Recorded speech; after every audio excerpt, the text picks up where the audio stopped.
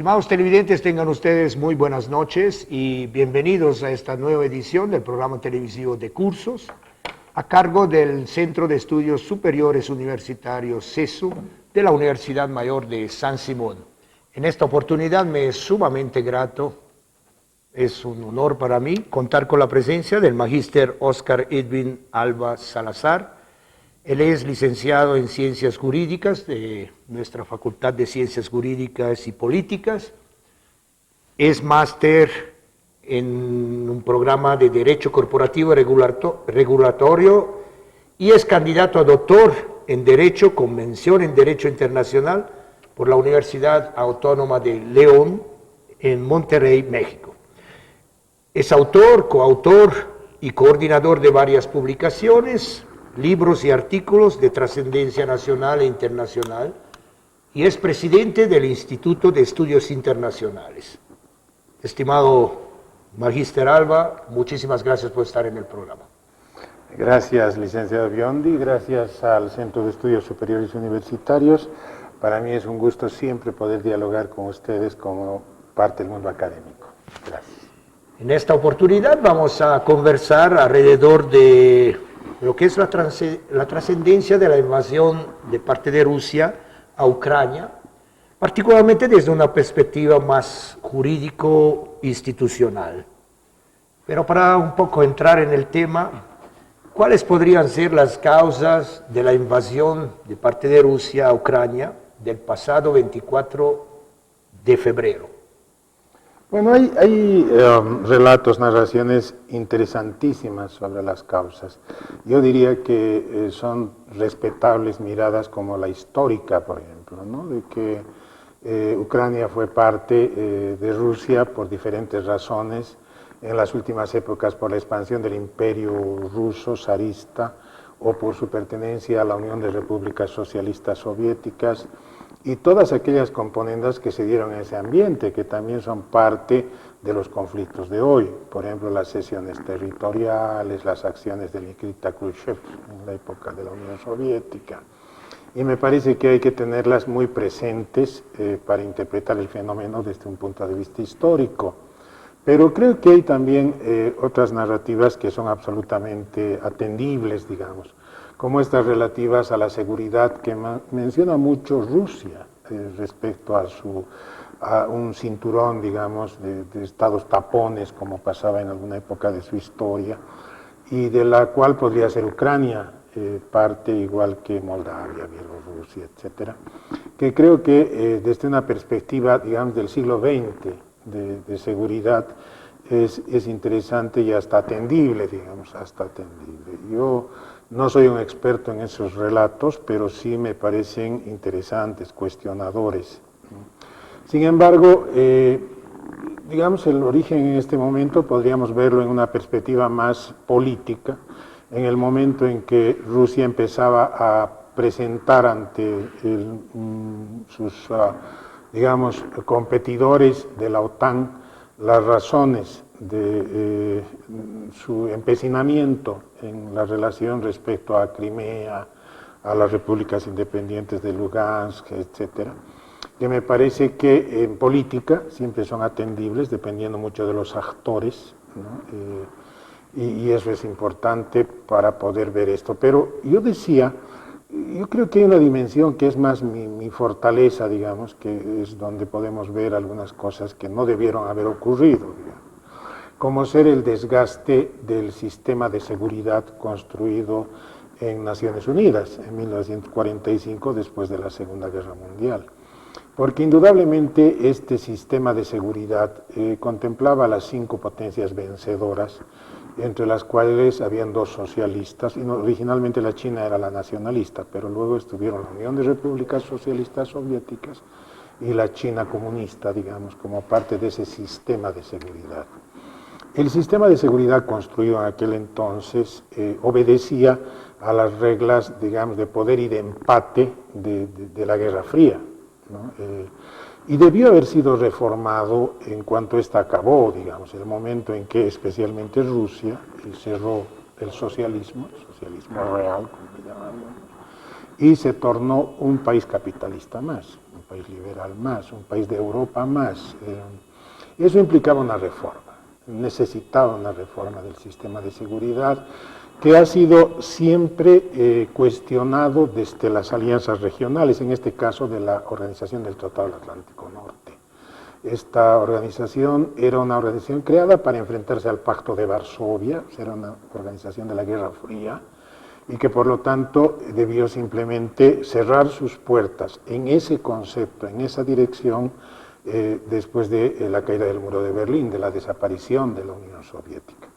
El no hacer eso, yo creo que está en una de las razones institucionales más fuertes que han impedido cerrar la puerta a esta guerra, ¿no? Más bien ha sido una ruta para hacer guerra, porque la OTAN sigue manejando los conceptos, los límites, la geografía de la Guerra Fría, ¿no? Entonces, eso es muy, muy malo. Y hay otros límites que los podemos ir explorando. Bueno, muchos pensamos que esta invasión, esta guerra, podía ser evitable. Y en parte ya ha mencionado cómo se podría evitar esta situación. Pero, pese a todo, se quedó como un ámbito de guerra anunciada, como que tarde o temprano iba a suceder. Pero efectivamente, digamos así, ¿qué se podía hacer si no se ha podido de alguna manera reformar el sistema de seguridad? Pero adicionalmente, ¿qué se podía hacer para evitar llegar a esta situación de catástrofe humana?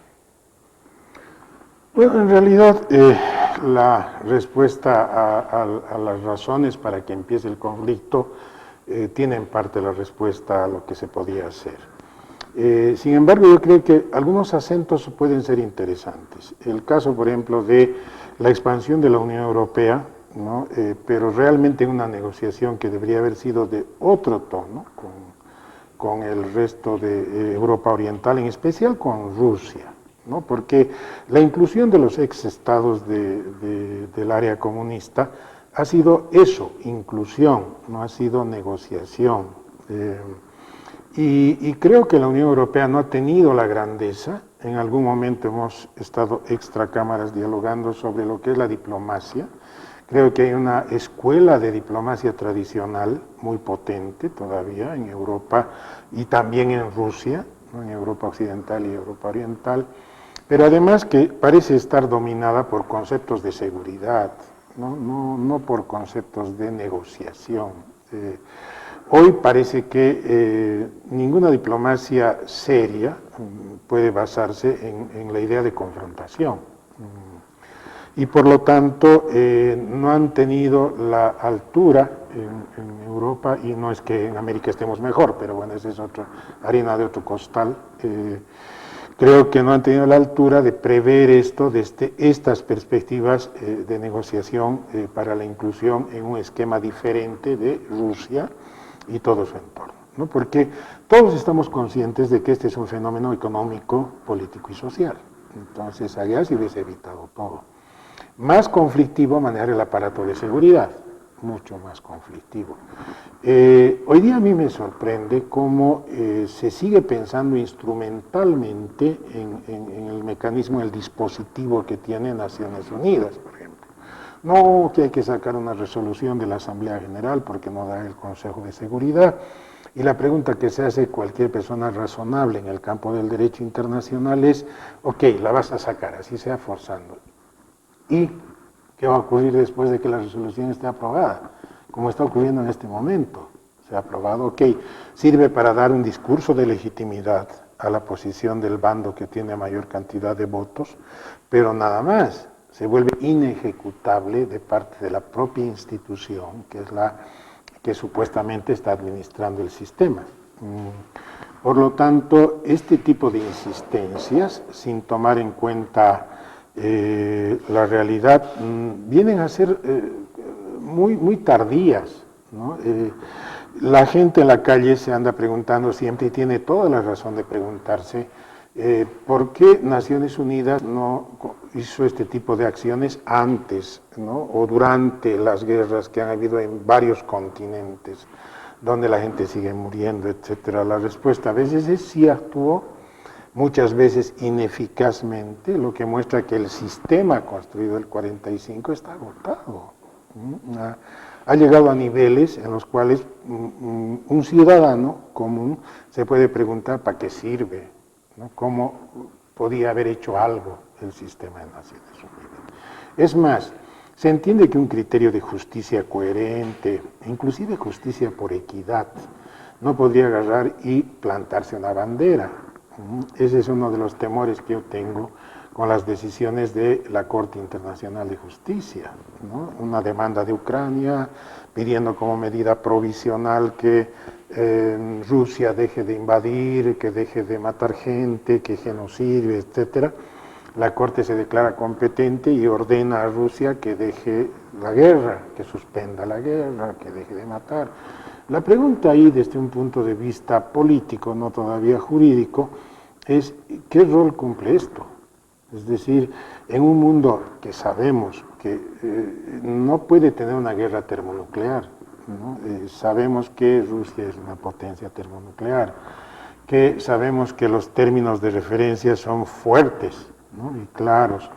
Ir por rutas paralelas puede ser muy conflictivo.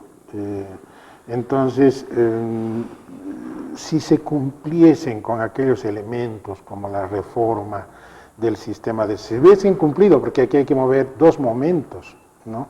Para evitarlo debió reformarse el sistema de Naciones Unidas, el de la Unión Europea, etc.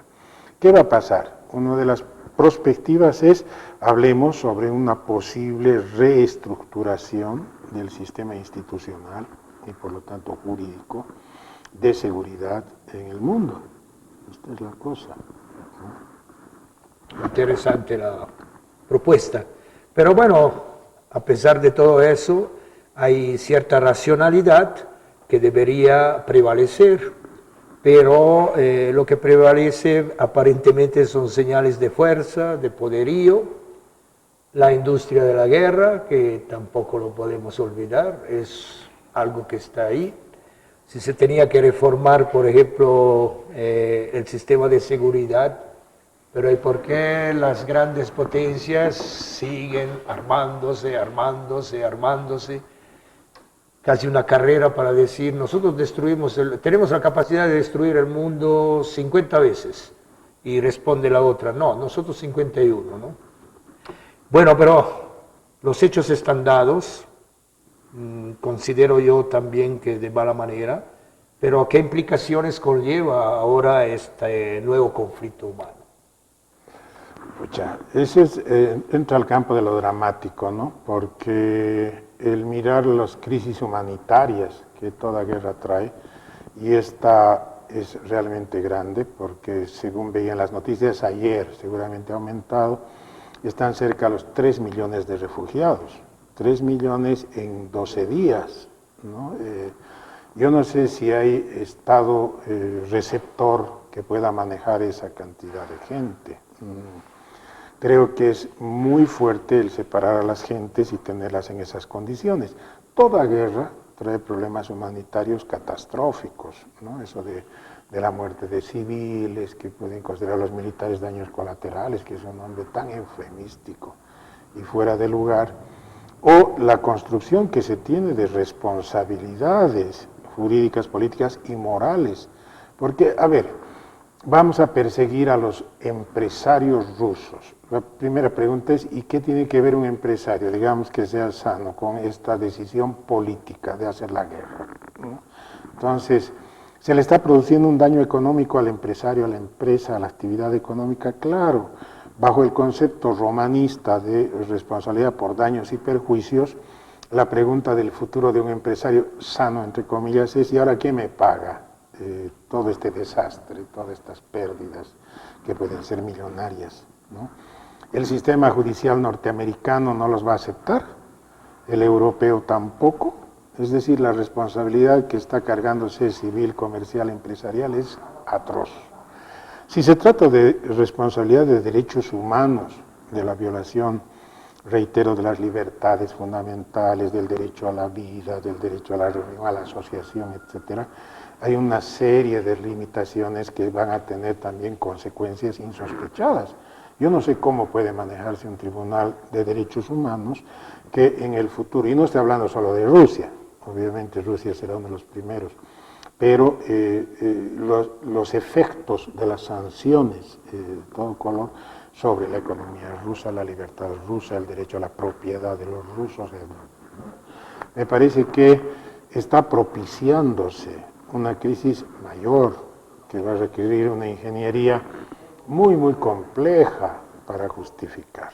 Ahora, yo no sé si todavía estamos en tiempos del iluminismo y podemos ver todas las cosas con un cristal de racionalidad o razonabilidad. A ratos tengo miedo de que la salida negativa no sea nada más que una especie de vorágine de mercadeo, ¿no? O sea, estas cosas de que sí, no te preocupes, perdiste, vas a ganar, y todos vamos a poner las cosas en su lugar a partir del negocio. Estoy realmente sorprendido por cómo puede soslayarse, digamos, la responsabilidad de derechos humanos, la civil, la penal, que vienen a ser parte de este escenario jurídico institucional. Y bueno, y el impacto de esta invasión, de esta guerra no declarada, pero anunciada, en Ucrania, pero en el mundo, ¿qué ha de suceder? Vemos como todavía una reacción tibia, pero ¿qué tal si alguna potencia más se mete en el ámbito militar? Sería peor y dramático. Yo le voy a hacer recuerdo, usted ha debido alguna vez escuchar en Europa, de una frase de un sociólogo francés muy famoso en su momento, Raymond Aron, que hablaba de que en la época de la Guerra Fría, que la guerra era imposible y la paz era improbable, ¿no? Se volvió muy famosa su frase. En este caso, por ejemplo, la posibilidad de que las potencias, hablando como usted, pensando en voz alta ya en China, la India y otras potencias nucleares, porque los ganadores de la guerra eran los 5 del Consejo de Seguridad, pero hoy día hay otros 5 más que son potencias nucleares, potencias, no solamente que tienen el arma nuclear.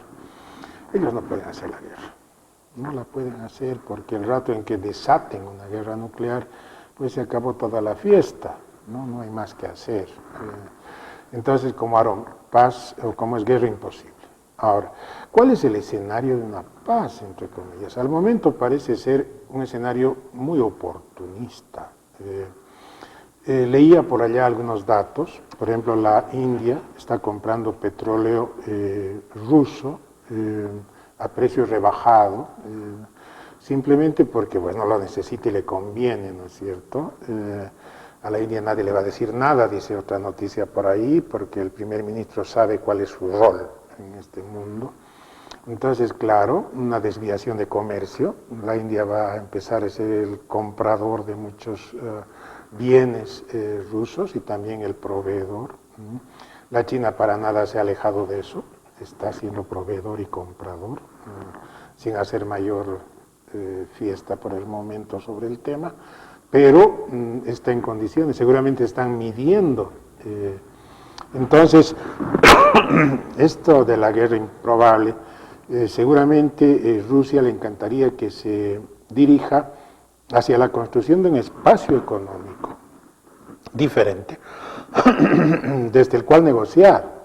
O sea, el espacio, digamos, euroasiático, sin estas palabras tan ambiguas que antes había, que le permita a la vez tener un bloque para negociar con Occidente, ¿no?, los nuevos términos del fin de la guerra de Ucrania, ¿no? Seguramente la movida del tablero está yendo hacia allá, hacia Eurasia, y bueno, ellos empezarán a pintar la nueva institucionalidad si es que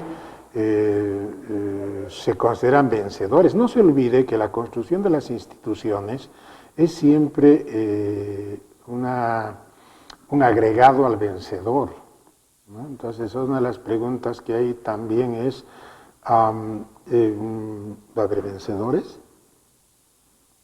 No, yo no creo que esta pueda verse como se veían las guerras del siglo XX, guerras, ¿no? Entonces, en una economía en crisis de este tipo, yo no creo que haya un vencedor, y la negociación tendrá que tomar en cuenta esto que usted insinuaba y que trato de mirarlo, ¿no? de mostrar cómo se puede percibir un escenario ya no solo de confrontación, sino de negociación de los nuevos términos. Bueno, del mundo a Bolivia. Entonces, ¿qué sucede en Bolivia y qué puede suceder un poquito más allá como reflejo de esta guerra? Sí, esa es la pregunta real que yo me hago todos los días y creo que mucha gente. A ver, Bolivia es un país pequeño, prácticamente marginal en la economía, la política y la sociedad mundial. No vamos a tener una afectación directa en muchos temas, pero somos a la vez un estado muy frágil. Quedó demostrado con el tema de las vacunas, ¿no? Si no era la cooperación rusa y china, seguramente hubiésemos estado por debajo de cualquier línea de flotación, por metaforizar esto, y por lo tanto todavía me pregunto qué les debemos a los rusos y a los chinos, ¿no? Porque está bien, nos han vendido una parte, nos han cooperado con otra parte, nos han privilegiado y de pronto ellos deben sentirse moralmente con alguna posibilidad de exigir a Bolivia. Eso ha pasado en la Asamblea General de Naciones Unidas. Ok, las relaciones internacionales, la política exterior no se rige por criterios morales. Bueno, depende del actor. Pero pensemos a la vez en el tema de recursos naturales, de provisión de servicios. Esta mañana alguien me decía, el pan va a subir mañana de precio porque no hay harina. Sí, seguramente, claro. Entonces uno se pone a pensar como cualquier ciudadano. Dice, bueno, no tenemos seguridad alimentaria, soberanía alimentaria, aquí nos vienen algunas cosillas, bueno. El Estado tendrá que jugar a compensar los déficits en estas balanzas comerciales, de provisión de bienes. No parece que sea algo muy duro para Bolivia en lo inmediato, en estas condiciones. Si se prolonga el conflicto, como tiene visos de prolongarse, entonces sí parece que podrían haber mayores efectos económicos.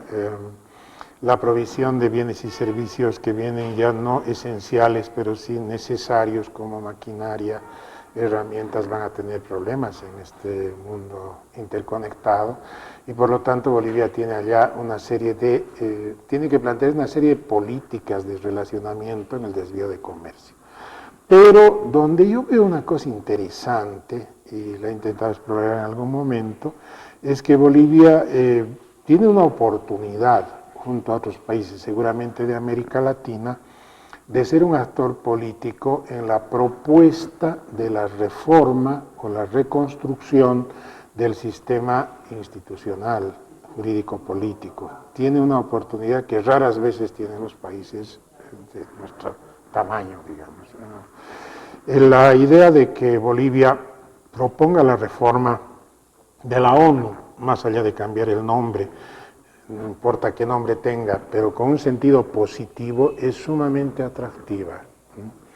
Solamente que no estoy seguro de que el actual diseño de las agencias del relacionamiento internacional de Bolivia estén aptas para ello.